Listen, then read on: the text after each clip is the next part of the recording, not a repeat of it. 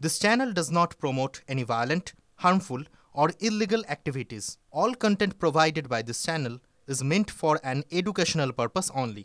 আর এই মুহূর্তে আরেকটা বড় প্রশ্ন, তৃণমূল ছেড়ে বিজেপিতে যোগ দিচ্ছেন রাজন্যা প্রান্তিক। রাজন্যাকে ফোন করেছিলেন, নিজেই জানালেন সজল ঘোষ। টিভি9 বাংলার প্রশ্ন এড়ালেন রাজন্যা প্রান্তিক। জল্পনা বাড়িয়েছেন রাজন্যার বাবা। বঙ্গ বিজেপির সভাপতি হতেই শ্রমিকের প্রশংসা করে সোশ্যাল মিডিয়ায় পোস্ট করেন। শ্রমিককে ক্ষুরধার বিশ্লেষক, রুচিবান বক্তা বলে প্রশংসা করেন Hrithik Haldar. UEM Jaipur is a perfect target for prospective students aspiring for good jobs, good education with future-ready skills.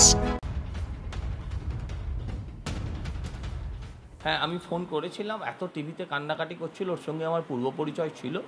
সেই পূর্ব পরিচয় জেনেই ফোন করেছিলাম। যদি একটা মেয়ের সম্মানে আঘাত, সেটা তার ত্রুটি হতে পারে, সেটা তার সাথে অন্যায় হতে পারে, হোয়াট এভার ইট ইস, সেটা নিয়ে নোংরামিটা কখনোই বাঞ্ছনীয় নয়। আমি ওকে বারবার অ্যাডভাইস করেছি যে তুমি সরকারের কাছে, আমি পার্টিকে জানিয়েছি ছেড়ে তুমি পুলিশকে জানাও, এবার বাকিটা ওর ব্যাপার। বিজেপি কি অফার করেছে আপনাকে যোগদান করতে? না, যদি অফার করে থাকে করেছে, যদি অফার করেনি সেটা আমি তো বলতে পারি না। মানে আমার যোগদান করবেন বিজেপি অফার করলে? আমি বললাম তো, বিজেপি অফার করা, যোগদান করা এখন এটা প্রশ্নই নয়। এই প্রশ্নটাতেই আমি একদম দুর্মুষ করে দিচ্ছি। আমার কাছে প্রশ্ন উত্তর মনোজিৎ মিশ্র এবং মনোজিৎ মিশ্রের মতো দাদাদের সাজা হোক। রাজন্যা বিজেপি অফার করেছে? এটা তো মার্কেটের খবর, তাই তো? সেই জায়গা থেকে তো উঠে এলো।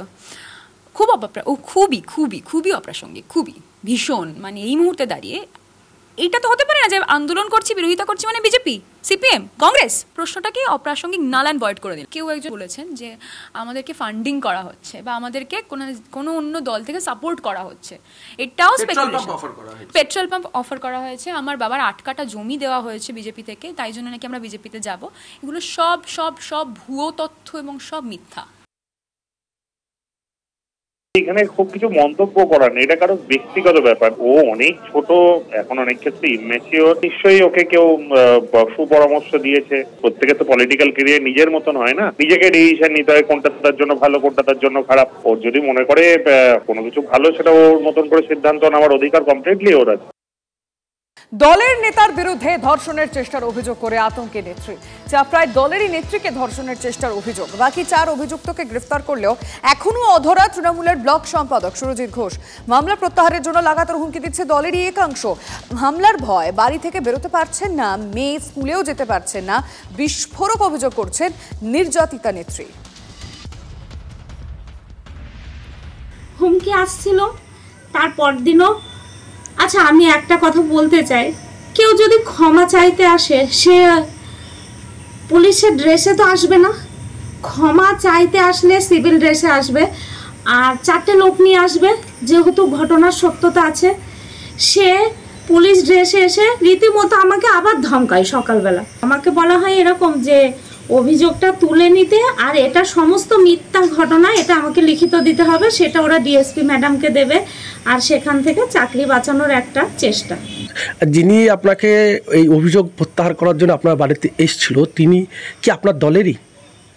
হ্যাঁ, আমার দলেরই।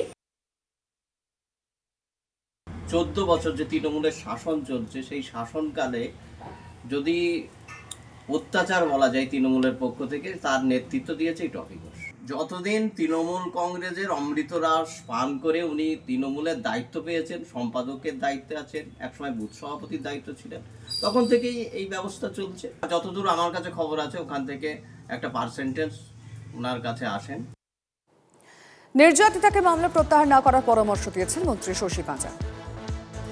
যদি এটা সত্যি থাকে যে তাকে চাপ দেওয়া হচ্ছে, তাই সে যেন কোনো মামলা প্রত্যাহার না করে, এবং এই বাংলার সরকার, পশ্চিমবঙ্গ সরকার তার পাশে রয়েছে, এবং আমরা দেখব যাতে সে বিচার পায়।